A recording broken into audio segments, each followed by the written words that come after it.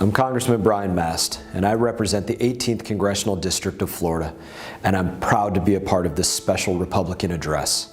This week marks the 20th anniversary of September 11th, and for the past 20 years, we've seen thousands of soldiers, sailors, airmen, Marines make sacrifice after sacrifice in order to keep evil out of our communities, to prevent war from being fought on our streets or in our shopping centers or in our schools.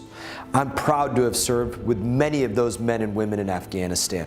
And as a bomb technician serving with the 28th Ordnance Company alongside the 75th Ranger Regiment, I saw firsthand their commitment to our country and our flag and their brothers and sisters in arms. To this day, they are an inspiration to me and to all Americans. That is my message to the veterans of the War on Terror.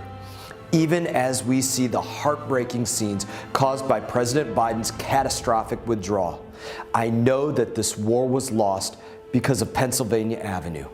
It was not lost because of you. I know that it's frustrating, it's gut-wrenching, and devastating to watch this chaos unfold, especially as we recognize the 20th anniversary of September 11th. But no matter what, you served bravely. You served with honor, you served with compassion, and you served those who stood shoulder to shoulder with you. When the explosion that took both of my legs went off, my brothers ran across a minefield in order to save my life. Those ties that bind us can never be severed, and they will always be worth it. So today, we remember all those who left us on September 11th, and all those who stepped up to serve and made tremendous sacrifices in the decades that followed. And most importantly, on behalf of a grateful nation, we say thank you to every one of you. I'm Congresswoman Nicole Malliotakis from New York City, and I'm honored to be delivering the Republican address on the 20th anniversary of September 11, 2001. It's a day that brings sadness to all of us. Nearly 3,000 Americans perished on that day, and thousands of selfless first responders have succumbed to 9/11-related diseases since. Over the years, it has been heartbreaking to attend the memorials of first responders and hear their stories from loved ones. But out of darkness came unity. After the attacks, we saw patriotism, messages of love, and boundless appreciation for our heroes. Caring organizations were born, some right here in my district, including the Carl Beanie Fund, which supports schools and hospitals, and the Stephen Siller Foundation, which supports the widows and children of our fallen heroes. Both are named after firefighters who laid down their lives that day to save others. Sadly, unlike the days and months following 9/11, today we are facing an incredibly divisive time for our nation. Afghanistan is once again under control of the Taliban, with American military equipment parading under their flag. The withdrawal has become so tragic, it has resulted in the death of 13 courageous service members, and both American citizens and Afghan partners are left behind enemy lines. It's a kick in the gut reminder to every American that freedom is not free, and we all have a responsibility to preserve it. Americans deserve answers, and House Republicans are committed to getting them. On this anniversary of the worst terrorist attack in our nation's history, we must be vigilant to keep Americans safe. Reducing counterterrorism, broad, open borders here at home, and the defunding of police has made us vulnerable. House Republicans pledge to not allow the words "never forget" to simply become just another slogan. That is why we support a strong foreign policy and military that are essential to preserving peace and freedom. That is why we want our borders to be secure, to know exactly who is crossing them. That is why we wholeheartedly support our law enforcement and want them to have the tools that they need. We have not forgotten and never will. God bless America and our first responders who serve. I'm U.S. Congressman John Katko. I proudly represent New York's 24th District in the House of Representatives and serve as a top Republican on the House Committee on Homeland Security. I'm so honored and humbled to deliver this week's Republican address from right here at Ground Zero in New York City, as we reflect on the 20th anniversary of the September 11th attacks on our nation.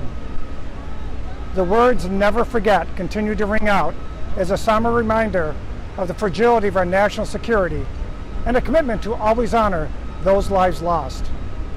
We remember the first responders who ran toward danger without hesitation instead of running from it. We remember the heroes who sacrificed their lives to save others including the brave passengers and crew of Flight 93.